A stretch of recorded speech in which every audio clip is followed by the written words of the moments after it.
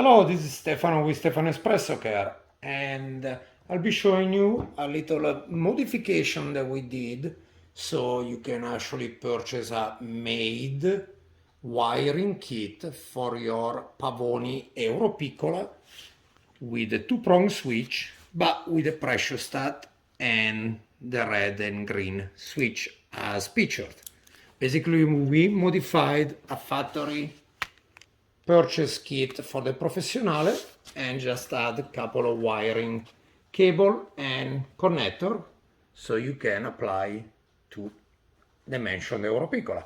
It's as simple as following the numbers that we have here and of course showed here, and I will say don't base yourself on colors, apart of course for the ground connector, which is always, no matter what, in many Italian applications, the green and yellow stripe like this. Connector block of course is part of the kit as well, and that's about it. Thank you for watching.